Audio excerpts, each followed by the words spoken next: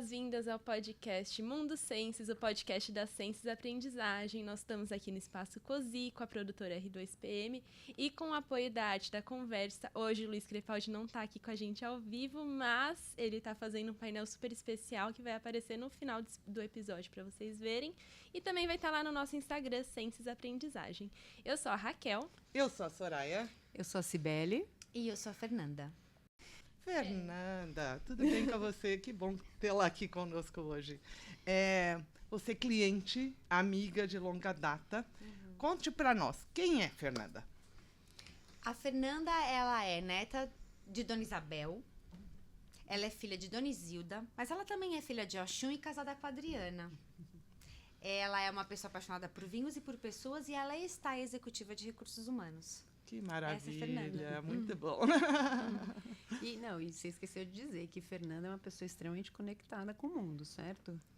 Eu gosto um pouquinho dessa conexão. Então, vou aproveitar que você gosta de conexão e que você conte pra gente, assim, como que foi o teu caminho dentro do RH, né? Dessa tua trajetória dentro das organizações. Eu escolhi recursos humanos como área para trabalhar. Pensava em fazer alguma coisa diferente na vida antes disso. Queria ser terapeuta, mas percebi muito rapidamente que eu dava para várias coisas, que faria muito sentido várias coisas na minha vida, menos isso. E basicamente porque estar com pessoas é uma coisa que me atrai demais, né? Trabalhar com coletivo, trabalhar com a colaboração, todo mundo junto, tá junto para um propósito diferente, para impactar de uma maneira diferente. Então, nesse sentido que eu entrei na área de recursos humanos. E essa jornada, são 23 anos hoje de recursos humanos, não, se eu disser que foi uma jornada muito fácil, não foi uma jornada fácil. Mas acho que é que tá a graça da coisa, né? Porque são os altos e baixos de uma boa montanha-russa que trazem uma emoção pra gente.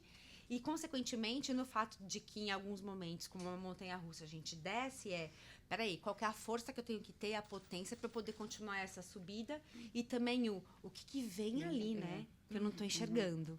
Então, se eu puder resumir de uma maneira muito rápida, esses anos de recursos humanos foram anos de diversão, de muito descobrimento, mas de muito desafio para a nossa área.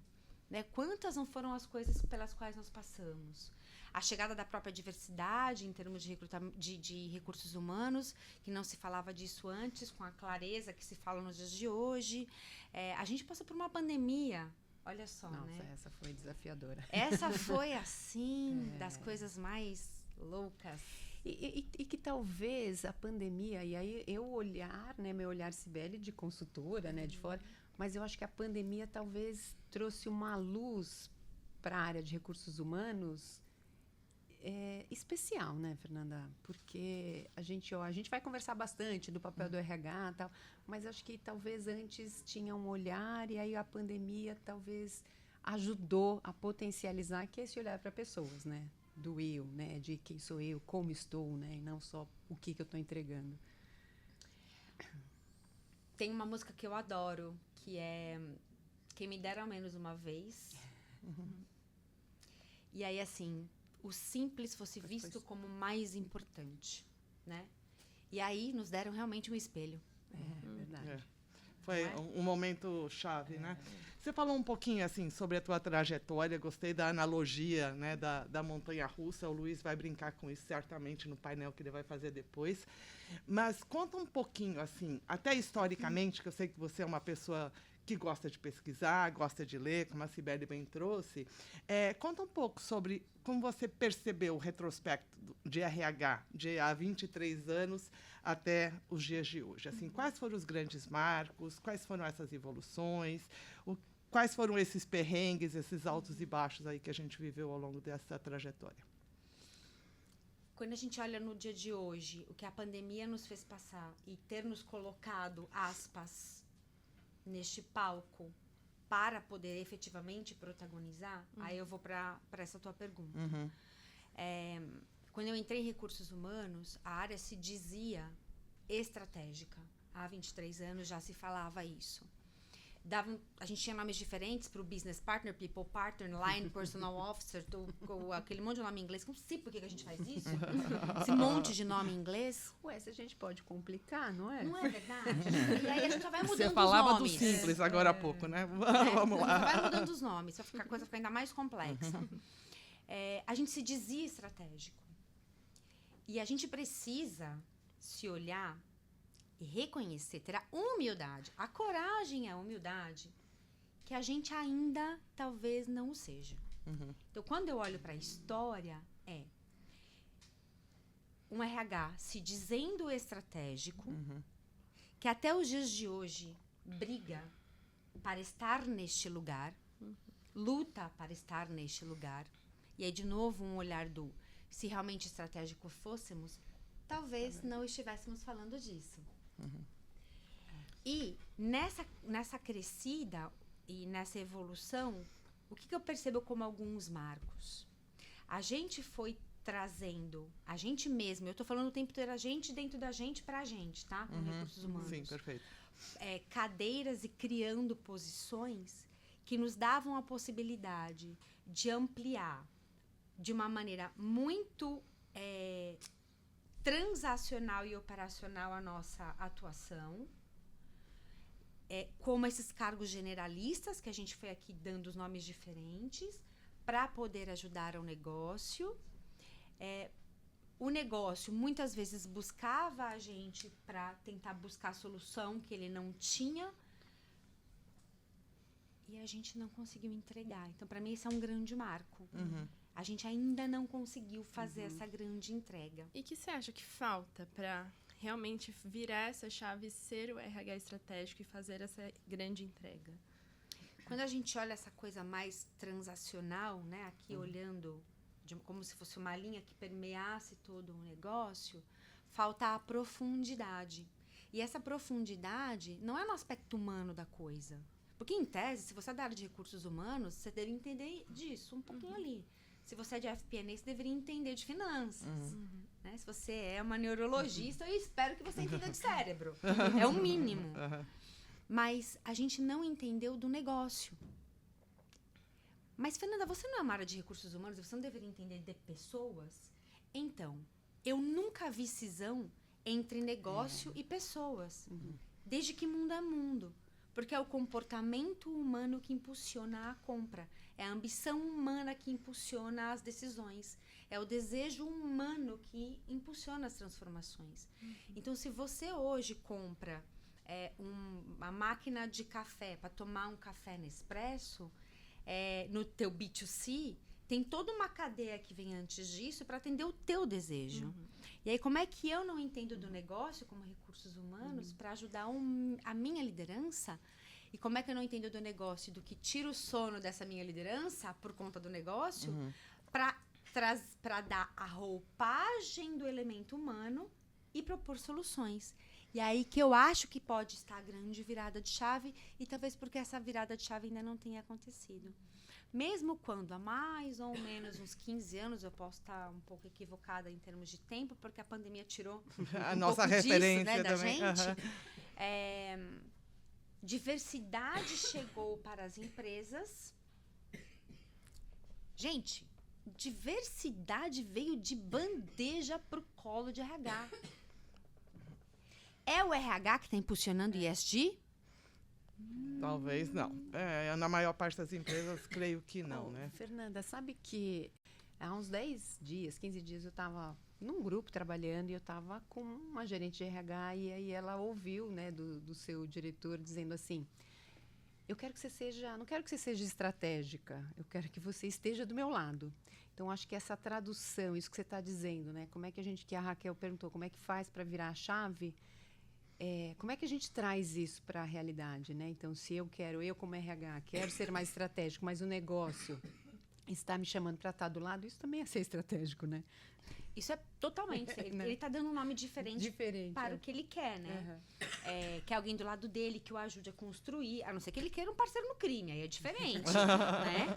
Mas se não for esse o caso, o que é estratégico? É o que é estratégico para aquela companhia, né? Cada companhia tem um plano, tem uma direção, tem um negócio e que, portanto, tem uma estratégia diferente. E aí o RH tem que entender essa é a estratégia do negócio. Né? E saber que muitas vezes, para onde a companhia tem que ir, nem toda a liderança vai estar comprada. E aí, que conhecer exatamente do negócio pode fazer toda a diferença para ajudar na prosperidade daquele negócio. Agora, tem um outro elemento que também é estratégico, que grandes líderes têm, que é a coragem de falar o diferente. E, por vezes, no meio de um negócio... E sustentar, né? Aí tem que conhecer, tem que ter conteúdo, tem que ter profundidade, né? E olhar e falar, essa estratégia talvez não seja a mais correta. Talvez não dê tão certo assim. Alguém falou isso lá atrás para... esqueci o nome da que morreu com as fotos digitais, gente. Nossa, fugiu também. Para Fuji, de filme. Alguém falou isso. Acho que essa não é a melhor estratégia. Porque se desapegar não é simples. Né? Porque eu construo uma estratégia, então, como é que a gente... Aí vamos colocar o RH, né, no holofote aqui hoje, na conversa. Mas como é que a gente consegue realmente levantar a mão e falar assim, não, isso não está mais encaixando. E isso é ser muito estratégico. Porque eu olho e falo, não, do jeito que está, trouxe, mas para frente a gente precisa mudar. Que eu acho que é isso que a Raquel falou, né? Como é que a gente vira essa chave nas pessoas que fazem essa área, né? E não tem como virar essa chave nas pessoas se as pessoas, de novo, não conhecerem daquele negócio. E aí eu tô falando de conceitos, inclusive, básicos de negócio, né? Você vai falar de uma área de vendas, por exemplo, que aí acho que toda... Não vamos trazer casos muito específicos de áreas, mas vendas, toda empresa tem uma área de vendas. Técnica ou não, né? Então, quando você vai falar de uma área de vendas, a sua força de vendas, tem muito colega de RH que não entende a diferença de Hunter, de Pharma, de Tier 1, Tier 2, Tier 3. Gente, de novo, nome em inglês. Mas é o que o mercado usa. Quais são as competências... o RH, competência. Quais são as competências que cada um desses profissionais precisa ter para poder fazer o negócio chegar onde tem que chegar? Então, tudo isso tem que entender...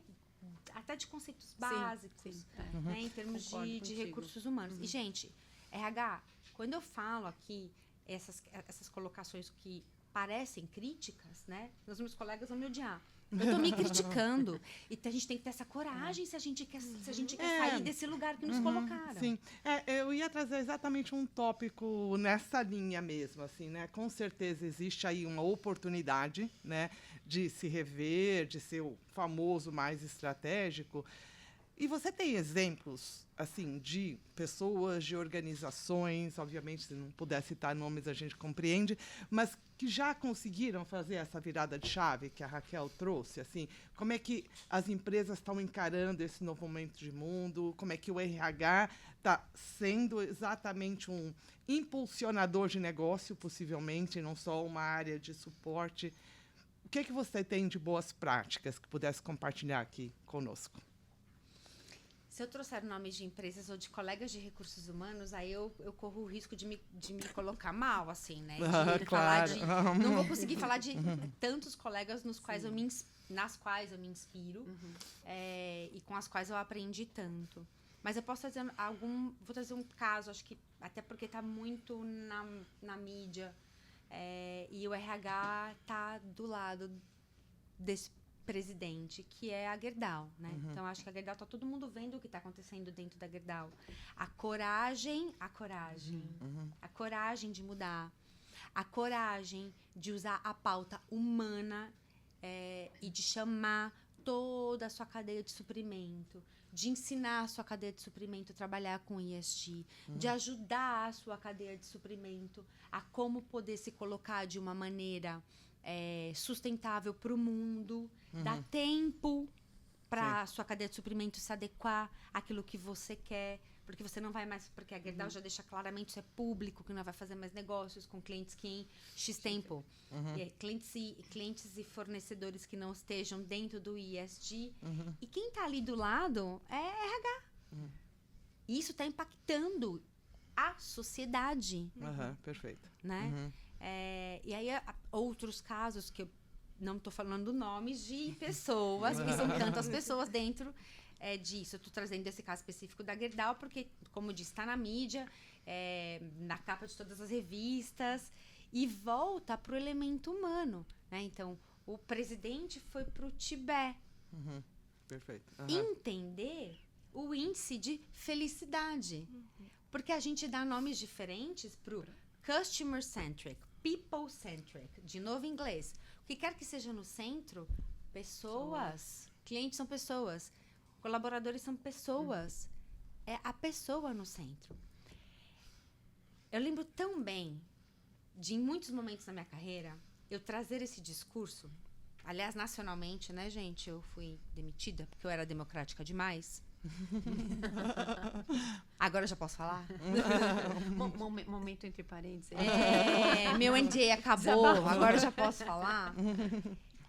Em que eu sempre entendi que não tem como fazer nada dentro do mundo dos negócios que não seja colocar as pessoas no centro. No centro. Nossa, desculpa te cortar aqui, mas me veio um flash, assim, né? E a gente ouvia tanto, assim, não, tem que pôr as pessoas nas caixinhas certas. Que medo, né? E aí eu falo, uau! Lá vem o RH de novo, com uma dinâmica de grupo, abraça a árvore. E eu costumava usar a palavra Pachamama, mas depois que esse nome foi patenteado com um grande veículo de investimento, Bruno Galessa, a gente aceita, inclusive, tá? Aqui, os colegas, não tem problema. Sim, com certeza. Eu não uso mais essa palavra, Não, mas é isso. Mas talvez a gente realmente fizesse muito do abraçar a árvore sem conectar. Sem conectar. Porque eu acho que era... talvez o RH visse um momento de assim, vamos trazer algo que não tem a ver com o negócio, para as pessoas relaxarem, né, para ter essa desconexão. E eu acho que é o contrário, né? Tanto que hoje muitas empresas até trocaram o nome de recursos humanos para gestão, área de pessoas, né? Uma coisa que eu falo bastante, parece que é até redundante, mas assim, vamos humanizar as relações.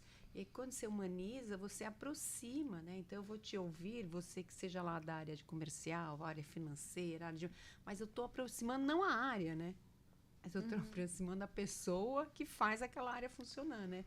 Às vezes parece que a nossa conversa está básica, mas ela está muito profunda, né, Fernanda? Mas o simples fosse visto como o mais importante. Agora, o simples quer voltar para o elemento humano, ele é o mais importante, mas ele é muito complexo. De simplicidade, ele tem nada. Pois é, até porque cada humano é um, né? E quando a gente fala de colocar a pessoa no centro da decisão, não são as pessoas, é o indivíduo. Né? E quando a gente fala de individualidade, a gente tem que ter muita perspicácia para entender você diferente de Raquel, Raquel diferente de Sibeli, Sibeli diferente de mim. Né? Então, assim, como é que a gente consegue ver isso? E aí, voltando para a tua fala anterior, que você falou um pouco dessa coisa do customer centricity, né? Vamos lá, nosso inglês aqui abafando. Eu vou parar por aqui.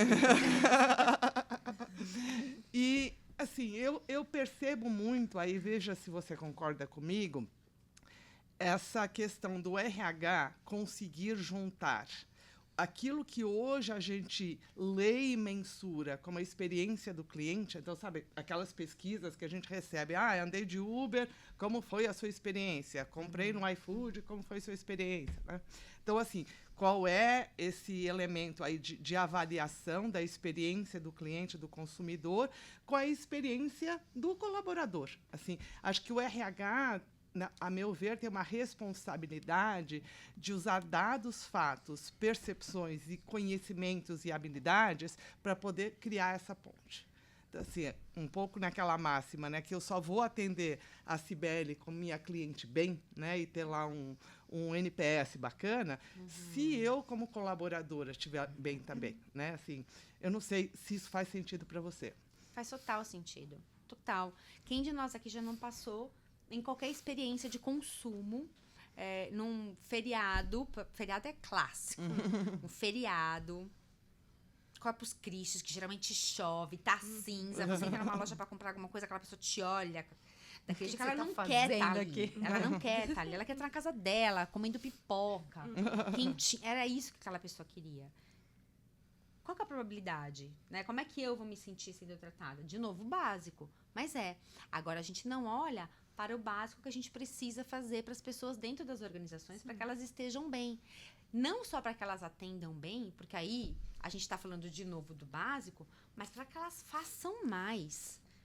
É assim, eu tô vendo o que está acontecendo aqui e eu tô vendo uma oportunidade. Né? Essa pessoa tá tão sentindo-se segura, tranquila, apesar das intermitências da vida, porque RH, a gente, liderança, a gente não vai tirar as intermitências da vida de ninguém. Impossível, né? Isso não existe. Não, a gente tem que deixar todo mundo seguro, na medida em que a segurança possa existir. Na medida, é isso. Então, posto que aquela pessoa entende, mesmo com as intermitências, para onde ela pode correr, o que ela pode fazer, ela vai trazer para o teu negócio, inclusive, um olhar inovador, disruptivo, que é o que todo mundo fala. Você tem que ter competência do futuro, tem que pensar com inovação, criatividade, disrupção, papapá. Então, pirâmide de Maslow. Se o básico tu não está sendo provido, esquece. É isso. Então, gente, do básico para o teu NPS está sempre... O teu NPS da vida está sempre alto, né? A nossa vida tinha que ter um bom NPS. Não, e essa questão do olhar mais inovador e disruptivo, assim, infelizmente isso é uma coisa que a gente ainda encara, vê por aí, é assim, então tá bom, então seja inovador e disruptivo. Aí você levanta o dedinho lá com toda a coragem do mundo e fala, eu tive uma ideia. Né? E aí chega alguém e fala assim, depois você me conta, né? Para onde vai a tua criatividade? Então, também, assim, acho que a criação desse ambiente, né, que sustenta a possibilidade de errar, que sustenta a coragem, que sustenta o falar, que pode ser, num primeiro momento, uma bobagem, mas uma bobagem depois, de repente, vira algo que é grandioso, né? Então, assim, acho que o papel do RH está também em ajudar a prover, né, ou a sustentar esse ambiente. E levar esse convite para as rodas de conversas, né? Levar essas provocações para dentro dos conselhos em que os RHs estão sentados. Junto ao Se-Levo, quando o RH está ali no parceiro ao lado. Só que ele tem que chegar nesse lugar. Sim. Né? Então, acho que tem um caminho, né? E aí fica aqui, de repente, uma reflexão de quantas não são as outras colegas como vocês. O que vocês estão fazendo aqui é criar conteúdo de qualidade e de profundidade para que outras pessoas possam aprender, que outras consultorias façam o mesmo, que associações possam fazer o mesmo, que instituições possam fazer o mesmo e ajudar a caminhar na profundidade do conhecimento que nós, como recursos humanos, precisamos ter. É muito legal ir a feiras e encontros e summits. Arrumei o nome em inglês para isso. E summits de recursos humanos e ver novos sistemas, novas aplicações, aplicativos, para eu poder mandar o meu atestado médico. Isso é muito legal. A vida está na palma da nossa mão, literalmente. Mas também é muito legal a gente ver conteúdo. Então, o que vocês estão fazendo aqui, fica a reflexão, que outros também façam, para a gente poder levar algo de conteúdo para a gente não discutir mais sobre o nosso lugar na estratégia. Eu gosto dessa sua fala e que traz também esse convite assim, olha, quantas vezes a gente para discutir o nosso papel com pessoas ali dentro e quantas vezes a gente está parando para falar o que é a estratégia do RH, né? Então, acho que também tem que trazer isso. Se o RH hoje, o convite dele é fazer com que os negócios percebam a humanização, percebam as relações, por que também conosco, né, que estamos dentro do RH, a gente também não tem essa leveza? E aí você trouxe várias vezes a palavra coragem, né?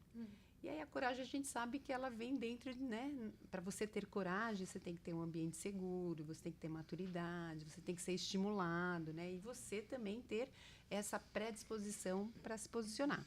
Então, eu queria te perguntar assim, Fê, você passou, né, a tua carreira, 23 anos, você falou, né? Isso. Então, você começou talvez como uma analista ali, aí você foi permeando, né, até chegar na direção. Como que você vê essa crescente dentro do RH, essa evolução dessa tua profissionalização? E se você percebe que as pessoas buscam essa profissionalização com esse conteúdo que você traz? E não simplesmente porque eu estou uma promoção, um cargo a mais. Muito interessante essa pergunta. Porque eu comecei como estagiária. Opa, então. E nessa crescida, não vou falar de coragem, então vou falar de um outro elemento que eu entendo que, pra mim, é fundamental na minha vida até hoje. Eu sou muito curiosa. Extremamente. E isto, assim, não é uma competência técnica, né? Eu costumo brincar que a gente tem que desenvolver as pessoas, e gosto demais quando você traz a reflexão a gente fala do cuidado do outro, mas a gente não se olha, não se cuida e não se desenvolve, né? Então, a gente fala tanto em vamos trabalhar hard skills, em inglês, soft skills. A gente tem que trabalhar love skills, sabe? Além de coragem, cadê a tua curiosidade? A gente tem que ser curioso para aprender. Então, acho que isso, para mim, é o que faz a diferença até hoje. De ter curiosidade de entender. Quando eu estava sentada numa cadeira lá atrás, Line Personal Officer, que hoje é a People Partner, e de ir bater na porta para ouvir uma negociação sindical. Eu não precisava fazer aquilo, mas eu tinha curiosidade.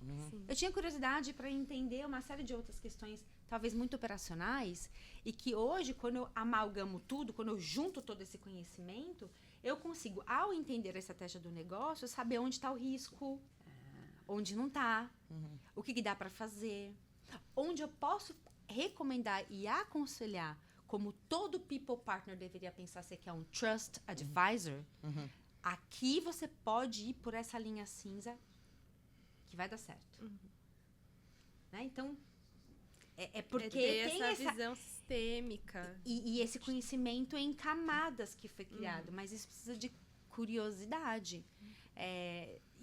Porque se só pensar na cadeira para cima, o que está no entorno, você não olha.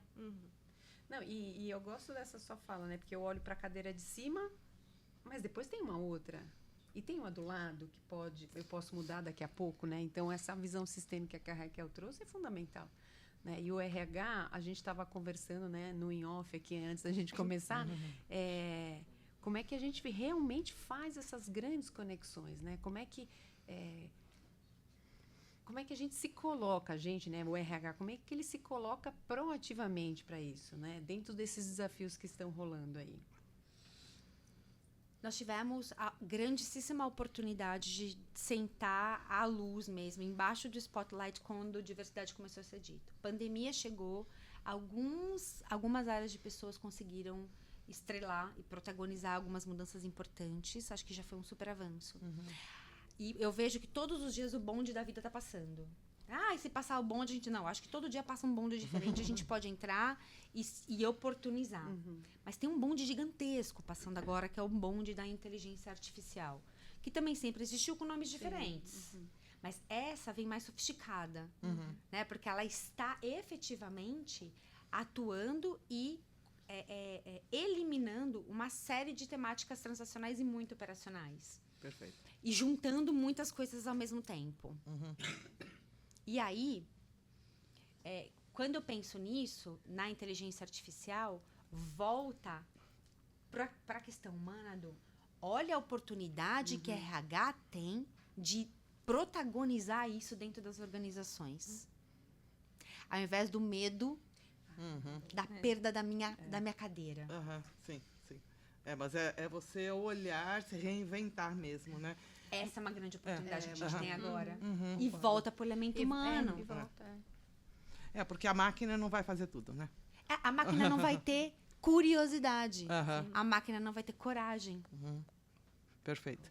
Eu tinha, assim, pensado, quando começou aqui a nossa conversa, né, algumas perguntas para te trazer, assim, aproveitando esses 23 anos de bagagem e também para você falar aqui com a nossa audiência. São algumas pessoas de RH, algumas pessoas não RH, mas acho que vale essa pergunta que né, quais são as competências desse profissional, né? E você já trouxe duas de uma forma muito emblemática, né, que é essa questão da coragem, que foi mais o começo da nossa fala aqui, agora essa questão da curiosidade.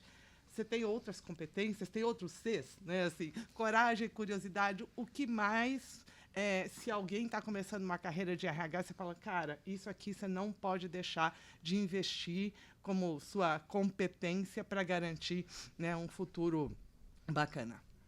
Tem o que é básico, que aí tem tem que trabalhar com influência, tem que trabalhar com persuasão, tem que trabalhar com uma boa comunicação. E aí, né? Então você começa por comunicação, outro C aí, né? Você começa por comunicação e aí vai por influência, vai por negociação, que são elementos que eu entendo que a gente faz isso o tempo inteiro, na feira, o tempo inteiro. Só que só se comunica bem, quem fala bem só fala bem, quem pensa bem só pensa bem, quem lê bem. E para ler bem eu preciso escutar, né? Opa, eu ia chegar na escuta. Tem que escutar, eu ia chegar na escuta, você tem que escutar. E aí, vai fazer curso de escutativa? Pode fazer escutativa. Seja humilde para parar de pensar no que você vai contrapor, responder, atacar. E só escute. Escute genuinamente. É só escutar. E aí eu tô falando do básico. Aqui a gente tá falando do básico. Então, a comunicação, a negociação, a influência escutativa, genuína. Mas aí eu vou trazer um outro que também não é um C, que eu gosto dessa tríade. Acho que tem que ter coragem, tem que ter curiosidade e tem que ter tesão no que faz. Posso falar essa palavra? Pode, Eu poderia falar mais bonitinho que Não apaixonado. Mas apaixonada é muito soft, é muito fluffzinho. Você tem que ter tesão no que você está fazendo. Até porque E o vai tesão te dar... pode vir de lugar diferente, tá, Soraya? Até porque vai te dar energia para os altos e baixos da montanha-russa que a gente falava no começo, né? Assim, se você não tiver muito afim, não tiver muito engajado, não tiver muito com vontade, né, de ouvir o outro, vai chegar uma hora que você vai falar, ai, não quero mais, né? Não estou mais afim. Então, qual é esse motivador, né? Assim, onde você está colocando a sua luz, o teu foco, o que te motiva de fato? É o que você quer pra você. E aí, pra você saber, né? Porque o teu tesão é parte deste lugar, né? Do que eu quero pra mim, pra onde eu quero chegar, o que eu quero fazer. A gente tem que se conhecer também, né? Pra isso. E o autoconhecimento, hoje a gente pode falar, né? Antigamente falar disso, ai meu Deus do céu. Você tá com problema, Você tá sendo. Você não consegue liderar bem, você não consegue guiar bem, não consegue, se você não se conhece. Você não sabe nem onde as suas vulnerabilidades e fragilidades estão. Então, volta tudo de novo. É o elemento humano. E o básico bem feito, né? Que trabalho que tem, né, Fernanda? Porque a gente olha, né, humanizar as relações, você se conhecer, você saber até onde você é capaz, até onde você precisa realmente levantar a mão, até onde vai a tua coragem, mas com respeito pelo outro que está chegando, né? Então, quanta coisa que você trouxe, muito básico, né? Eu brinco que a gente tem as competências do futuro, né? E sempre uma competência do futuro que vem a comunicação. Lógico, né? Nunca vai deixar de vir. Nunca vai deixar de vir, que é por ali que a gente se relaciona, né? E aí, quantas vezes a gente continua falando ainda e vai falar, né? De comunicação, de escutativa, né? Eu falo isso há muito tempo, né? Uma das primeiras coisas que a gente aprende a fazer na vida é falar. Né? Porque mama, abre o olho, é tudo instintivo aí. Né? Tá tudo no instinto. Aprender é a fala. E a gente morre sem saber fazer esse trem direito. É muito baita complexo. potencial que a gente tem. Né? E cada vez mais parece que se complica mais. Né? Então, voltando até para a música que eu mencionei, quando eu falo que nos deram um espelho, a gente se voltou para si usando selfies e afins. Só que a gente só se olha aqui, né? Né? A gente não consegue se olhar, a gente não consegue descer. Exatamente como as redes sociais, né? Aparece o mais, não aparece o mais pra gente ler mais? A gente só fica aqui, a gente não clica no mais da gente. A gente deveria aprender a clicar no mais da gente. Assim, falando do papel de RH, talvez seja esse um grande estímulo, uma grande provocação que o RH pode fazer nas suas organizações, as organizações que representa, né?